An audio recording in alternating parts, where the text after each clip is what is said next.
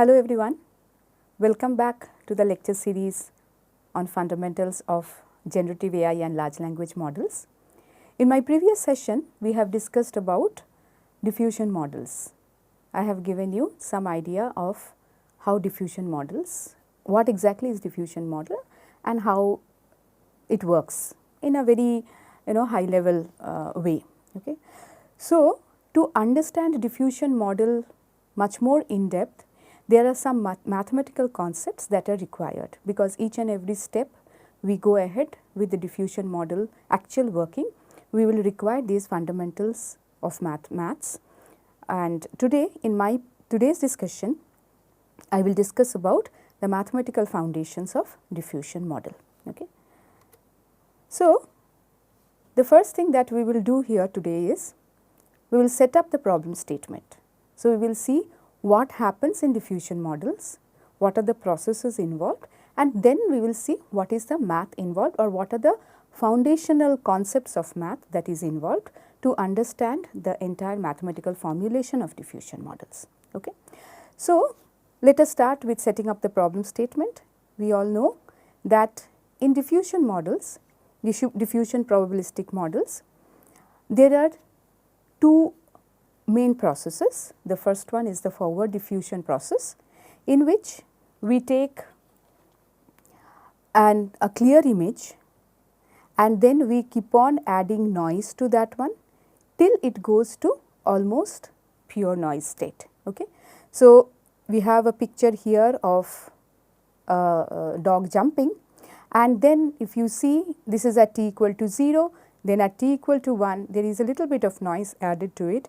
At t equal to 2 there is more noise added, and in the subsequent steps, gradually increasing amount of noise is getting added, and the final state at t equal to capital T we get almost pure noise. Okay.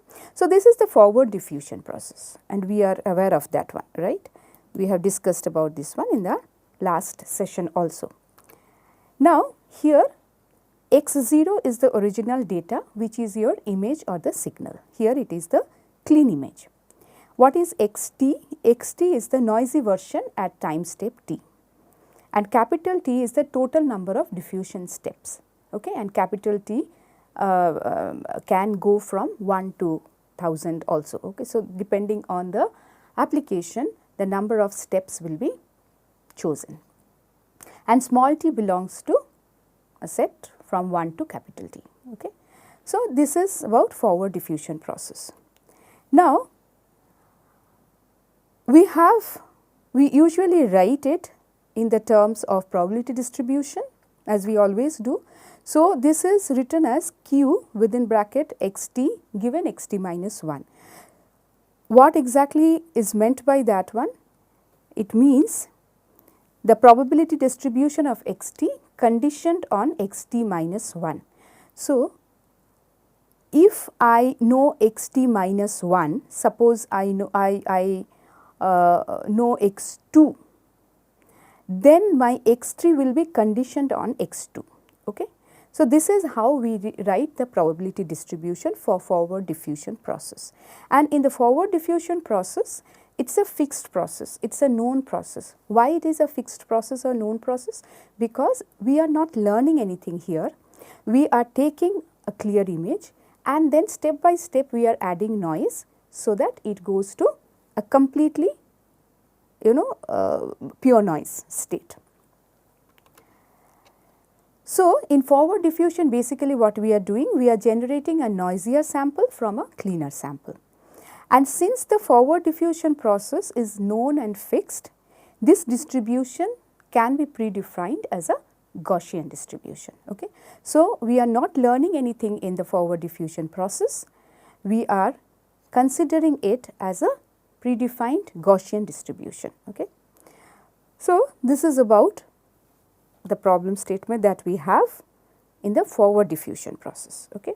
Now, let us look into what is the reverse diffusion process.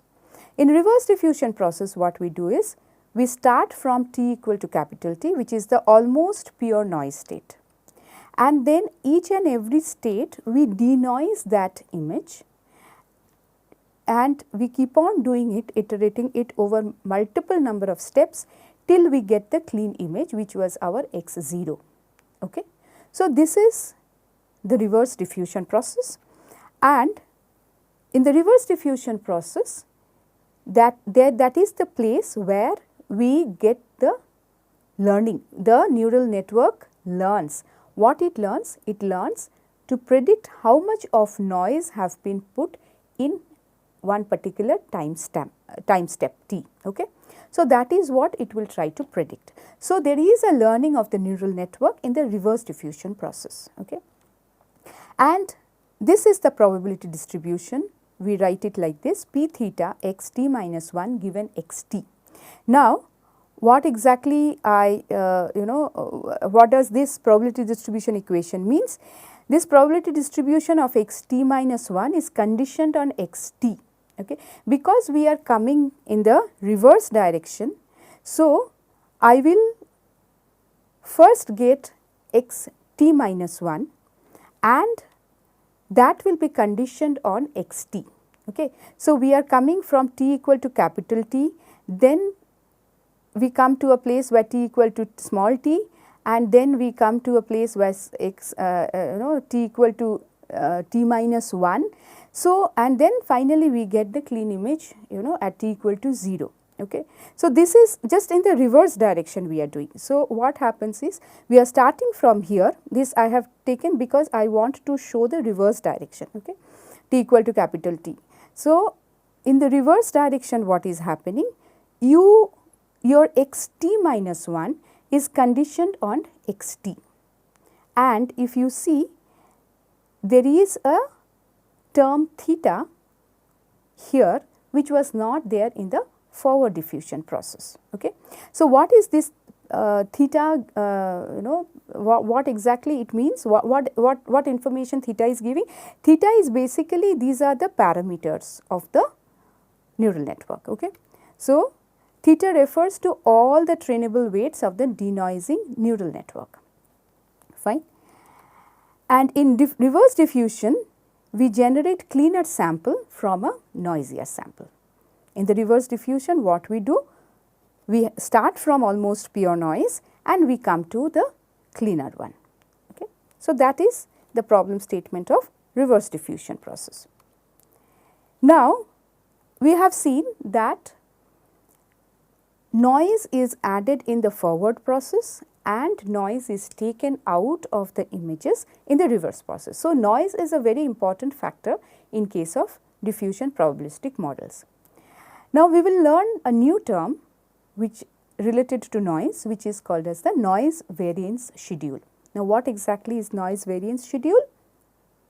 Noise variance schedule is basically a sequence of values like beta 1, beta 2 till beta capital T. It controls how much of noise have been added in each diffusion step. Okay.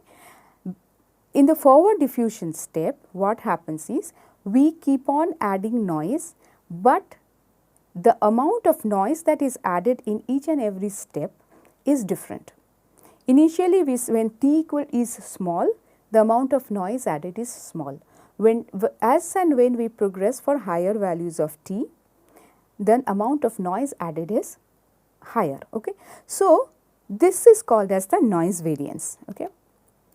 So, beta t actually gives you the noise variance schedule, which is telling that it is the noise added is not constant, it changes with time, and beta t belongs to a number between 0 and 1. And beta controls the rate at which the noise is injected and the signal to noise ratio decreases. Okay. So, it controls that beta value controls the noise, how much noise is injected, and when more noise is injected, the signal to noise ratio it changes. Okay. So, signal to noise ratio decreases, and so beta will decide how much will be the signal to noise ratio at different time stamps. For smaller t, the noise added is small, and for larger t, bigger amount or larger amount of noise is added. And this gradual increase in the noise addition is called as the noise schedule. Okay. Now, what is the problem if I add same amount of noise in all the steps of diffusion? why we require a schedule, is why it is important. So, we will have a look into that one. Now, in the forward diffusion process where noise is added, we start from the clean image and we want a complete destruction of the image at my last step, t equal to capital T. Okay. So, information destruction rate or the complete destruction of the information that is present in the image, initial image, that I want at the last step of my noise addition process. Now, if the information destruction rate is too fast or too low, there are some challenges. We will see what happens when the information destruction rate is too fast. In that case, the data becomes pure noise too quickly. Okay. That means it is just from maybe in 3-4 steps or 5 to 6 steps, if we change a clean image to a pure noise, the learning in the reverse process becomes difficult, because the changes that have happened to the data within a very small amount of time step, if the learning rate is if the way the noise is added, if it is too fast, then the learning of the amount of noise added in each and every step becomes difficult. Okay. Whereas, if it is too slow, there are challenges. There will be too many steps involved between the clean image and the completely noised image, okay, pure noise. And in that case, the training will be inefficient and too many steps will be required. So, that is the reason a schedule is important, which will decide how much of noise is getting added in each and every diffusion step. Okay. So, as I was telling, we want xt, that is the image at time instant capital T, to be completely noise like n01. It is a Gaussian noise, okay, with mean 0 and variance 1, and the schedule must ensure complete loss of structure by steps t. So, that is very important. Within that number of steps, the information should get completely removed from that image. Okay. Now, as we keep on moving forward in the diffusion probabilistic model, understanding the diffusion probabilistic model, we will be talking about Gaussian distributions almost everywhere. Okay.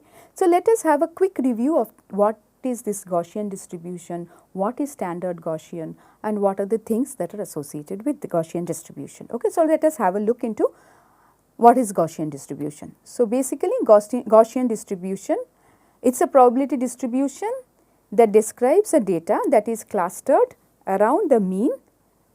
It is clustered around the mean in symmetric both in the right side and left side, in both the sides, symmetric spread. Okay.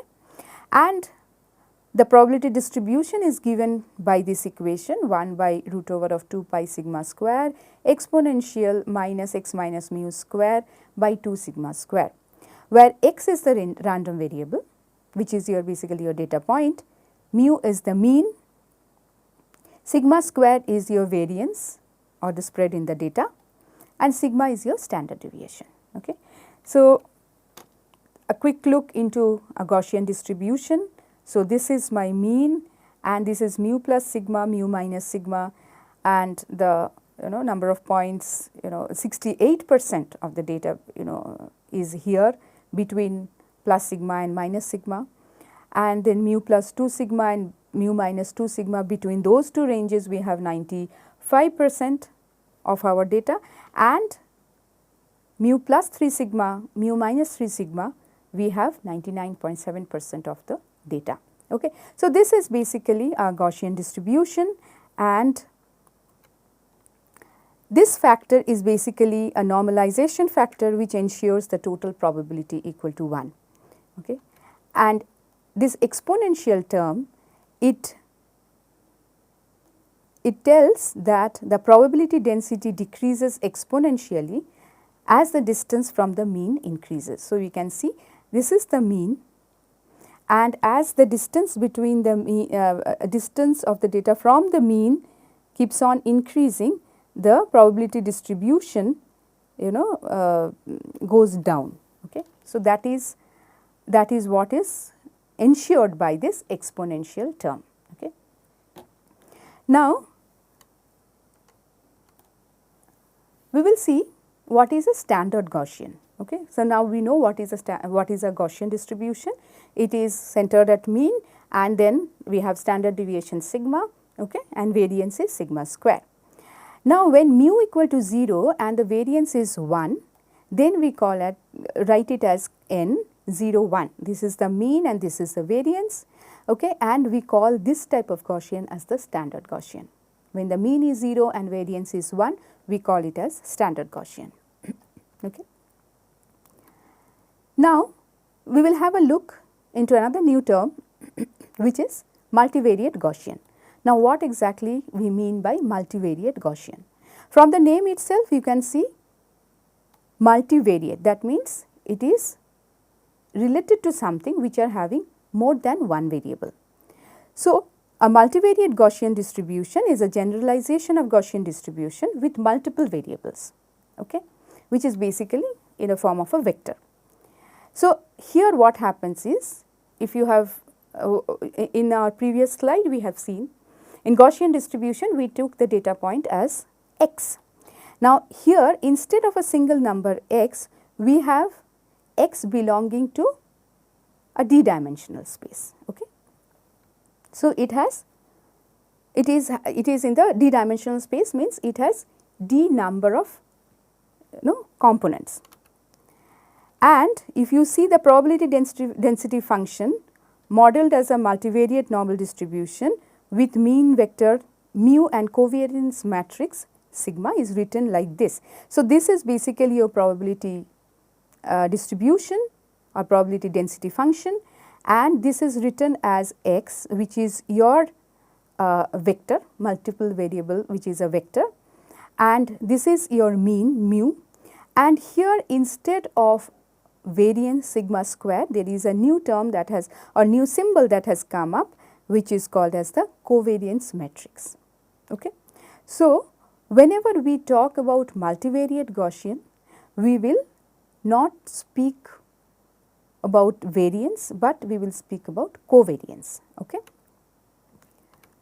Now, the question arises, why we require multivariate Gaussian? Is it required in our whatever topic of discussion we are having it today? What is the relevance of multivariate Gaussian with our this diffusion probabilistic model? Let us have a look. So, in machine learning or deep learning or in generative AI, we rarely use a single variable. It is always a vector.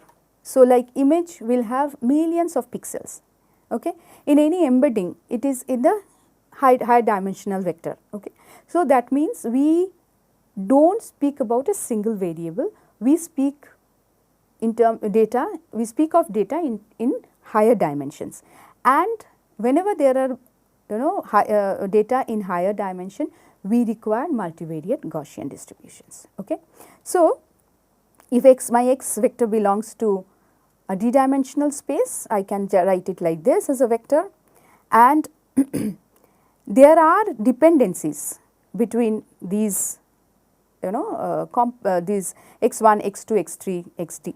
So, pixels in an image are correlated, features in a data set are correlated. Okay. So, relationship between the features is captured by covariance. Okay. So, that is the reason we require the concept of covariance to come into picture while we are speaking about diffusion probabilistic models. Okay. Now, we will have a look what exactly this covariance. I told that it captures the relationship between two variables. Let us have a quick look into what I mean by that one. So, covariance measures how two variables change together. Okay. Here I have two pictures. One is ice cream sell in hot summer and another one is hot chocolate sell in hot summer. So, we have two features say in a data set. One is the temperature of a place and the weather temperature, and the cell of ice cream. Okay. Now, we want to see, is there any relationship between the temperature of that place with the amount of ice creams that are sold. If we see, as the temperature increases, as summer becomes intense, the number of ice creams that is getting sold is increasing. So, this is basically an example of positive covariance. There is a relationship between the temperature, at that place, and the amount of ice creams that are getting sold. Okay. So, with increase in temperature, the amount of ice creams that are getting sold also is increasing. So, this is an example of positive covariance. Whereas, if I have weather temperature as one feature and hot chocolate cell another feature in summer.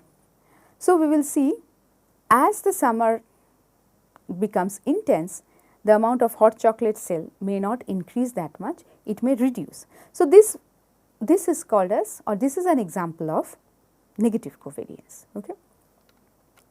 And we spoke about covariance matrix when we were speaking about multivariate Gaussian. We will look into how the covariance matrix looks like. So, the covariance matrix basically looks like this. The diagonal elements, if there are two variables x1, x2, then the diagonal elements will give the variance of x1 and variance of x2, and the off diagonal elements gives covariance of x1, x2, this one, and the bottom is covariance of x2, x1. Okay. So, this is how the covariance matrix is calculated. Okay. Now, let us have a quick look into how to calculate the covariance matrix. Let us have a numerical example so that it becomes clear to you all. Suppose we have a data set with height and weight of human being. Okay. And so, for a person there are two features, one is height and one is weight. Okay. So, x1 is your height, x2 is your weight. So, covariance matrix, I have kept the formula here in front of me. So, from my previous slide. So, it looks like this. If I want to make this matrix, I need to calculate the variance of x, covariance of x, x1, x2, variance of x2, covariance of x2, x1. So, in this example, we will see how to do that one. So, this is my data set, person A, B, C, D, and they have two features, height and weight, and these are the values 150, 50, 160 for person B, 160, 55, person C 170, 65, for person D 180, 72, the heights and the weights. Okay. Height is x1 and weight is x2. Then what? We will find out the mean height, which we will call as mu1. So, if you calculate, you will see it is 165 and the mean weight calculated is 60.5. Okay. So, we have mu1 and mu2, okay, which is the mean height and the mean weight. Then what do we do? For finding out variance of x1, it is basically the expectation value of x1 minus mu1 whole square. Okay. So, here I have kept the table, person 1, x1 was 150, x1 minus mu1, if you do the calculation, it is minus 15, x1 minus mu1 whole square is 225. Similarly, I have done it for B, C and D, all the 4 persons I have calculated what is x1 minus mu1 and then x1 minus mu1 whole square. Okay. And then we have to take the expectation value or the average value. Now, variance of x1 is given as the addition of all these terms divided by 4. Here we are talking about the population variance, that is the reason we are dividing by n, which is the number of data points that we have. If we are taking sample variance, we have to divide by n minus 1. Okay. So, like this we have calculated variance of x1, which is equal to 125. Variance of x2 is left to the participants to calculate by themselves. Okay. Then we will look into how to calculate the covariance between x1 and x2. So, the covariance between x1 and x2 is basically the expectation value between x1 minus mu1 into x2 minus mu2. So, again I have kept my mu1 and mu2 values here just to have a quick look, so that we don't have to turn back to the previous slide. And I have the same table here, little bit extended. So, person A, B, C, D is here, then x1, which is your one feature, then x1 minus mu1, x2 minus mu2, and then x1 minus mu1 into x2 minus mu2. So, you all can pause here, cross check the calculations, and if there is any mistake in the numerical values that are put here, please feel free to reach out to me. That may be there if there is any typo or anything, or you can correct by yourself also. So, covariance between x1 and x2, if we calculate like this, now we have x1 minus mu1 into x2 minus mu2, and then we take the expectation value, it becomes 95. Okay, you can do the calculations by yourself. So, now we are making or defining our covariance matrix, which is variance of x1, covariance of x1 x2 in the right top corner. Then here we have covariance of x2 x1 and variance of x2. Okay. So, if you see covariance of x1 and x2 and covariance of x2 x1, they are basically the same thing, because here it will be expectation value of x2 minus mu2 into x1 minus mu1.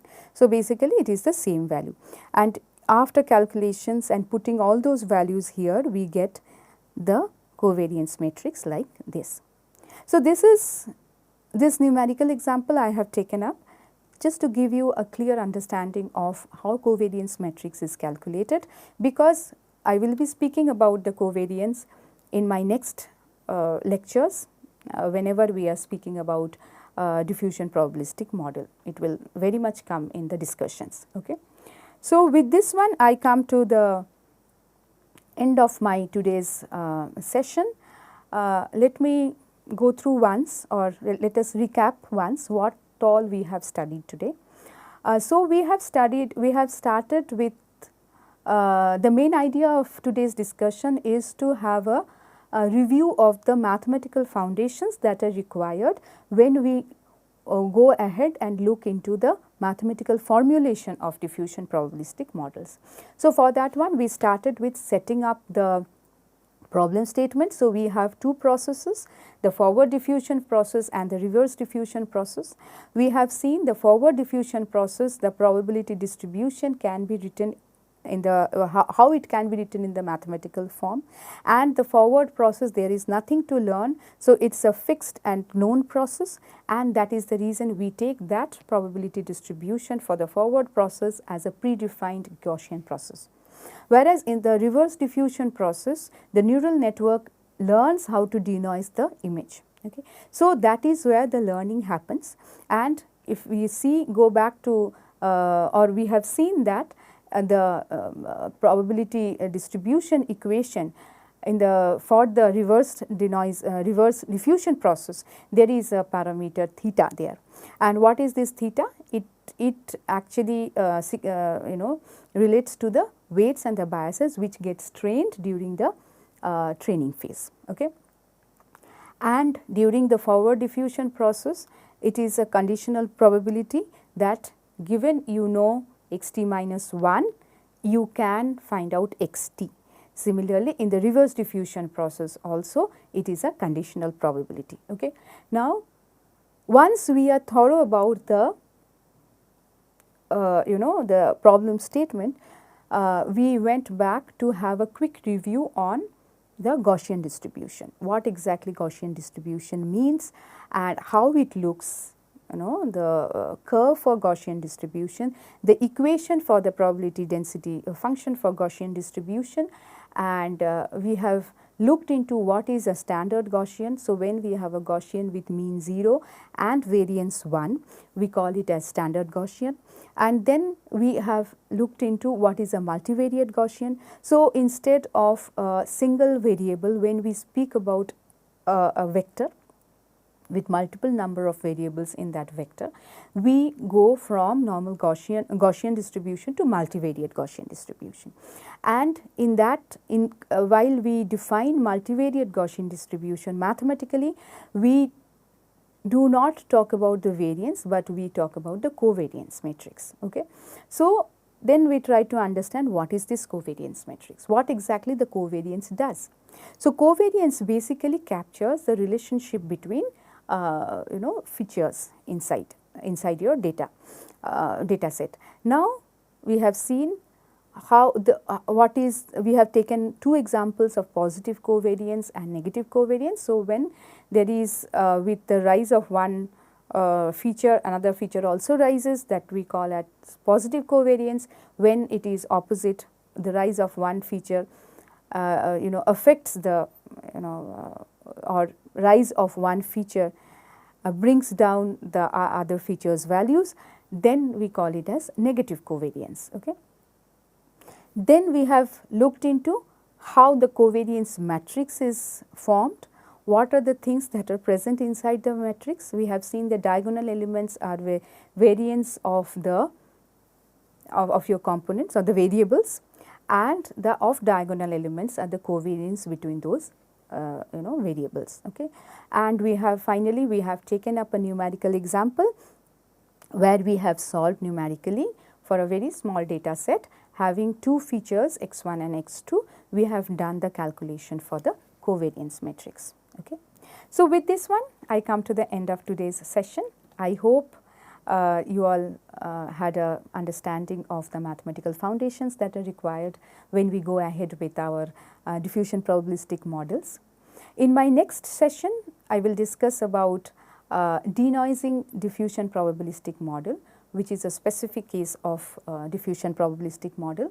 And till that time, keep learning, happy learning. Thank you all.